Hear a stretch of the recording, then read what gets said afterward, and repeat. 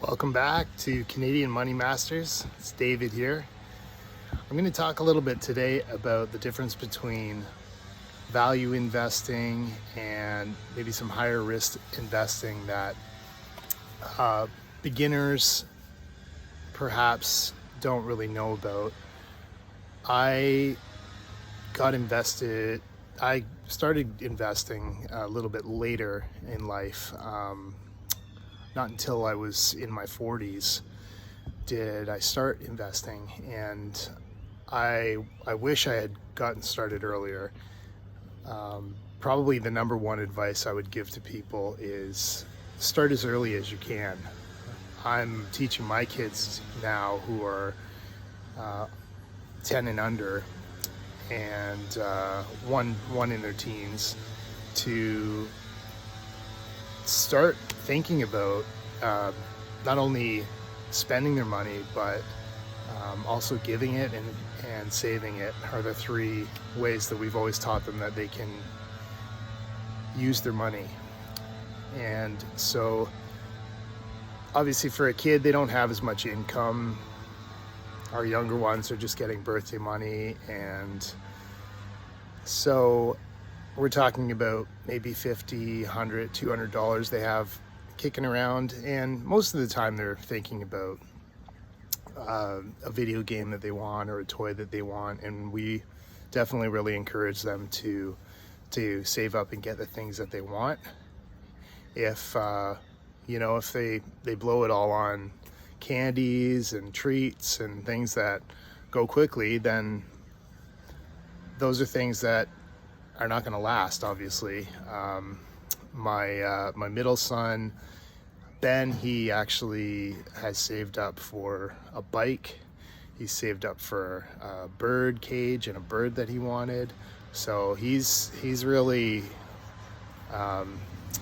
taking a hold of the savings aspect and has done a great job with all of that. So when it comes to adults, obviously, a lot of people have money saved in perhaps a savings account, or even in a registered account for retirement, being a TFSA or an RRSP. There's a few other ones, but just to simplify the video, there's different vehicles for saving and investing. And so to start there, that's probably a good thing to know, is that just saving your money is a great start, getting in the habit of doing that. But then there's also investing, which can be done in a number of ways. My wife and I own a house that we've owned since 2017, and it has gained in equity since then quite significantly. We also became first-time landlords a couple years ago, and unfortunately we dealt with a bad tenant that didn't pay us for a whole year and then did some major damage to the house. So unfortunately we took a little bit of a step back, but we did have a buffer with the equity that was built into the house. So that was sort of a safety net for us, and unfortunately we had to tap into some of that equity in order to save the home and to fix it back up. I do renovation work, so I was able to do a lot of the work myself and save money on the labor. But all the carpets needed to be replaced, there was a bunch of doors that needed to be fixed, and the whole house needed to be repainted and cleaned up. So that was quite a big hit that we took. But having that house as an investment in the long run will end up being beneficial to us in a big way. So we wanted to do our best to hang on to the house. We obviously could have sold it in a damaged state and taken a big loss on the home, but protecting that equity and the investment that we've made into the home was important to us. So we have great tenants now, and they're taking care of the house, and hopefully we can hang on to the house and continue to pay down our mortgage. So eventually, with the growing equity in the home, that will help to contribute to our net worth and into growing our worth. Another way that we have recently started investing and even experimenting and learning about is investing in stocks, and that is a whole world unto itself, because there's so many different avenues that you can take with stock investing. There's obviously really safe, secure blue chip stocks for companies that have been around for a long time, and then there are riskier plays, and a whole gamut and range of different companies and size of companies, and even like things like cryptocurrency that are really hot right now in terms of people getting into this new kind of an understanding or a way of taking care of our own money rather than having it go through a centralized system like a bank or a credit card company. Those would be considered centralized, and cryptocurrencies are, for the most part, the underlying principle is that they're supposed to be decentralized in terms of you have custody of your own money. It's not in a bank, it's not being loaned out for their profits. You have control over your money. It can be sent digitally, instantly. There's a level of protection and security there when it comes to cryptocurrency. So I know some people sort of write off the whole, oh, Bitcoin, it's like a kind of a scam, or it's going to go to zero. And then there's other people that are like, it's going to go to $10 million. And I'm sort of, I guess, somewhere in between there.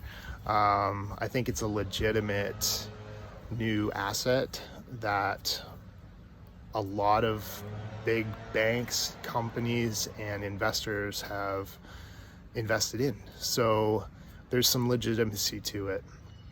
So I don't want this video to go into a lot of detail. I just wanted to put this out there in terms of general investing, things you can invest your money in.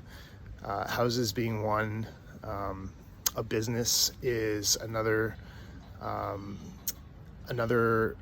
vehicle, I guess you could say, that can be invested into, and those can be great as well. If you grow a successful business and then sell it in the future, it can generate quite a lot of profit in that transaction.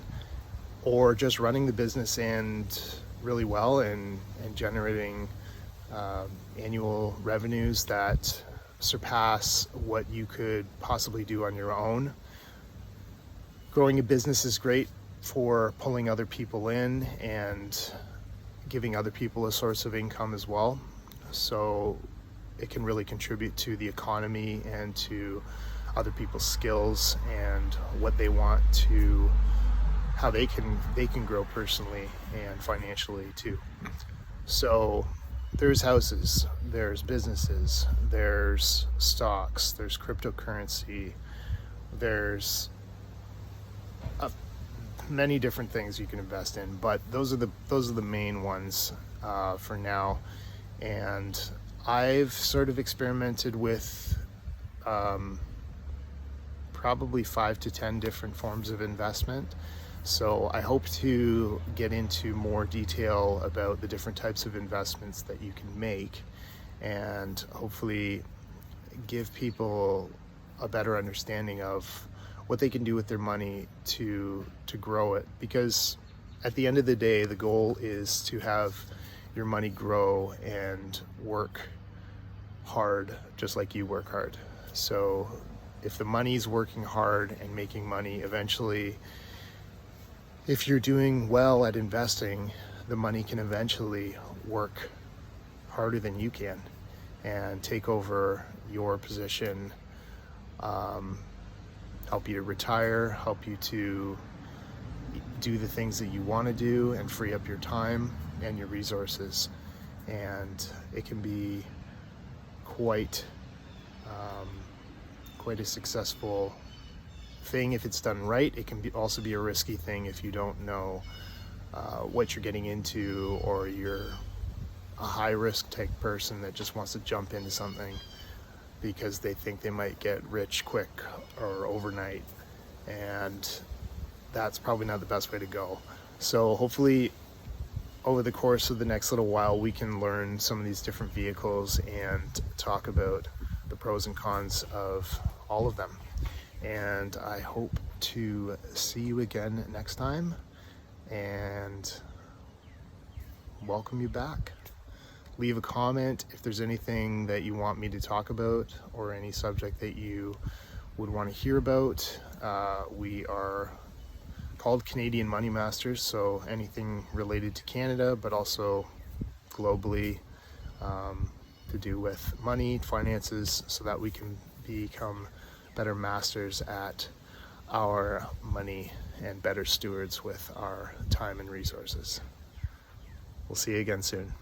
Bye-bye.